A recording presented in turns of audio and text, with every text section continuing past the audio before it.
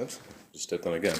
So, this is my gun collection. We're going to start off with the older models. Mossberg Model 320 KAs. It can shoot 22 short, 22 long, and 22 long rifle. Let's give you guys a close look at these.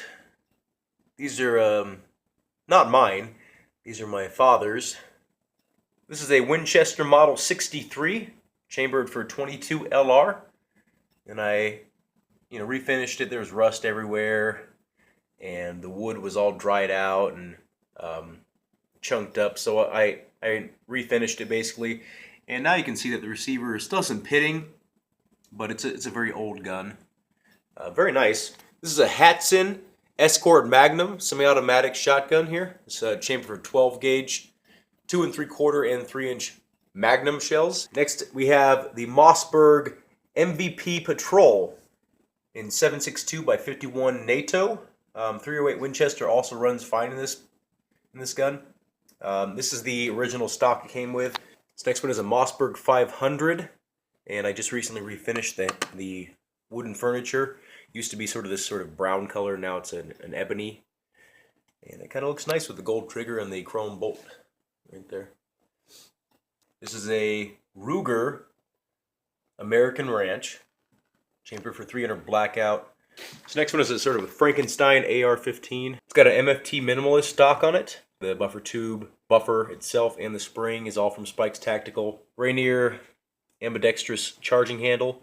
Thing's expensive. Real nice though. Spitfire 1x Generation 1 optic. It's a prismatic optic. This is a Streamlight TLR. Oh, you can just read that. That's what it is. The rail system is, I think, made by, I don't know who this rail system's made by, but it's a pretty cool rail system. It's a nice sort of aggressive front. It's a key mod system. Noveske linear compensator. The barrel is a CAC Industries Blonde, Mr. Blonde barrel. The gas block and the gas tube are Seekins Precision, I believe. The gas tube on this is a black nitride. The bolt carrier inside is an Anderson phosphate finish carrier with a black nitride bolt. The trigger inside is a Geisley SSA, an Anderson lower with an integrated trigger guard, and the upper is a Aero Precision. The pistol grip is not actually the one that I usually run on this, but this is a Magpul K2 grip, and it does have storage in the pistol grip there. This is also an Anderson lower with an integrated trigger guard. And currently what's in it is I think it's a Geisley, they're cheap stuff. All the lower components are Anderson. And then in this one, there's Rock River's arms, like the selector and all the little odds and ends. Same stock.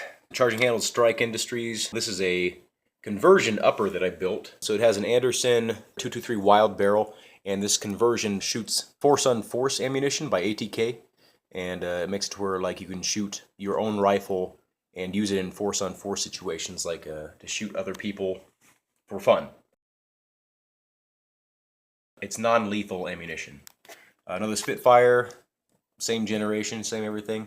Magpul SL grip, one of my favorite grips here. Very slim, and some random linear compensator, which doesn't do anything but really look cool and protect the threads, at least on this gun.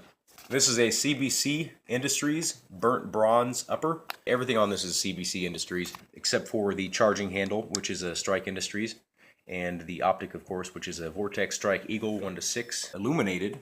Really cool ballistic drop compensated reticle in that, and then some Leupold steel quick detach rings. The low variety, as you can tell, there's barely any room under there. This next one is a 300 blackout chambered upper. And it's the barrel is CAC Industries Value Line barrel. It did originally come with a Veriforce tactical barrel, but I switched it out because I wanted more velocity out of the 300 blackout. This is just a thread protector here. These polymer backup sights are by IMI Defense. Rail system is Veriforce tactical. The gas block and everything is Veriforce tactical except for this upper, which is an Aero Precision upper.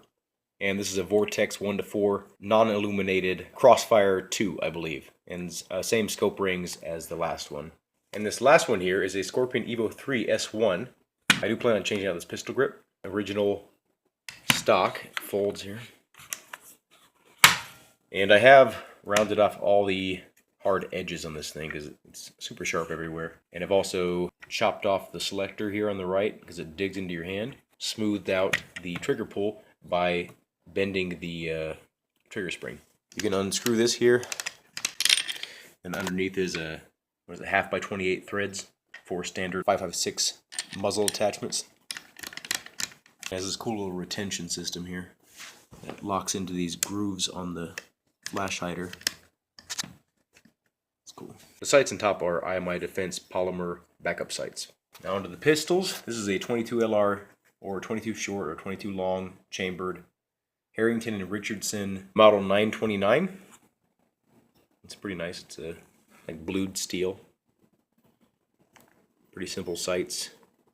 Adjustable for windage only. 9-shot revolver.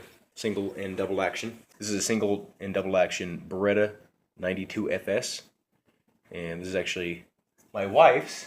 But this is a cool pistol in 9mm. This is a Glock 23. I think it's an OD green color. Not really sure. It looks tan some days and looks like kind of a greenish color some days. The Trijicon night sights on top there, I think it's XS series, big dot. They are tritium. It's a 40 Smith & Wesson. No modifications other than I stippled the front of the trigger guard right here and the sides where you index your fingers. It's a Gen 4, by the way. This is a Glock 42, chamber for 380 ACP. True Glow tritium night sights. They're actually kind of higher too.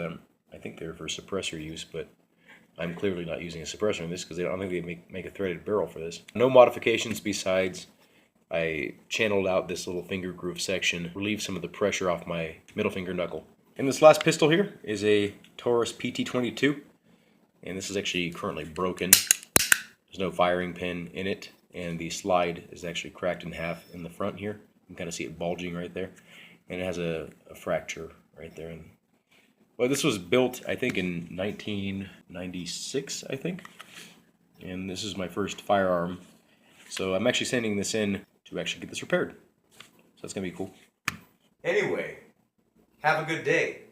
Thank you for watching, and I hope to see you in a future video.